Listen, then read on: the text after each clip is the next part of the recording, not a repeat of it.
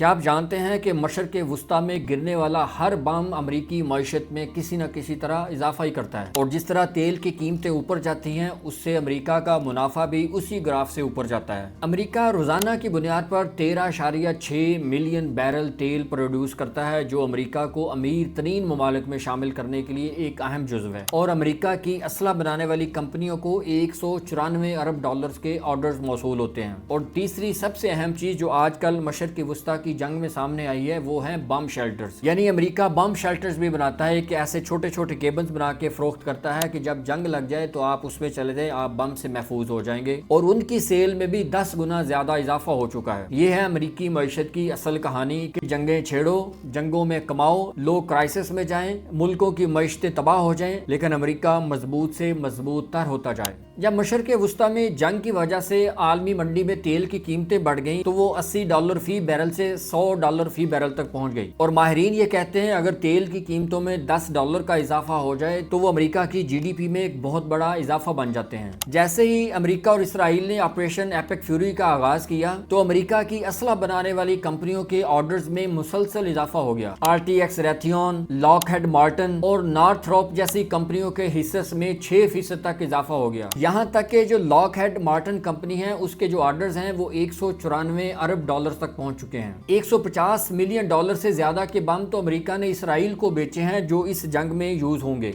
और दूसरी तरफ अमेरिकी कंपनी एटलस सर्वाइवल शेल्टर ने दावा किया है कि उसके ऑर्डर्स में 10 गुना ज्यादा इजाफा हो गया है। दुनिया भर से लोगों ने उसके बम शेल्टर्स को खरीदने के ऑर्डर्स दिए हैं और सबसे ज्यादा ऑर्डर्स गल्फ रीजन के हैं। यानी वो अरब ममालिक जो अमेरिका को पहले ही तेल बेचते हैं, अमेरिका से असला लेते हैं, अमेरिका के वो पार्टनर्स हैं, हर तरफ से वो घाटा खाने के बाद अमेरिकी कंपनियों के शेल्टर्स खरीदते हैं। और उस कंपनी के माहाना ऑर्डर इस वक्त $50 मिलियन तक पहुंच चुके हैं। सादा लफ्जों में ये सारी बात तो एदाद शुमार का एक गोरख धंधा लगती है, लेकिन हकीकत यही है कि जब जंगें लगती हैं तो अमेरिका जंगें शुरू करवाने में फ्रंट फुट पे होता है, लेकिन जंगों से ही कमाता है। अमेरिका की एक एक चीज उन जंगों में इस्तेमाल होती है और वहां से इतना मुनाफा कमा लिया जाता है कि अमेरिका को अगली जंग शुरू करने में किसी किस्म की कोई कबाहत नहीं होती। और यही वो बिजनेस है जिसके लिए अमेरिका हर मॉरल वैल्यू को पसे पुश डाल देता है। किसी भी जंग में कूदने से किसी भी तरह नहीं घबराता, चाहे रशिया और यूक्रेन की जंग हो, चाहे इसराइल और ईरान की जंग हो, क्यूबा का मामला हो या वेनेजुएला का, ईरान और गल्फ रीजन की टेंशन हो या किसी और मुल्क का कोई ऐसा झगड़ा हो, अमेरिका बराह रास्त उसमें कूद पड़ता है, क्योंकि वहीं से अमेरिकी कंपनियां मुनाफा कमाती हैं। और यही वो मुनाफा है जो हमें थोड़ा थोड़ा करके कभी कभी एड की शक्ल में मिल जाता है और कभी बहुत ज्यादा खर्च करके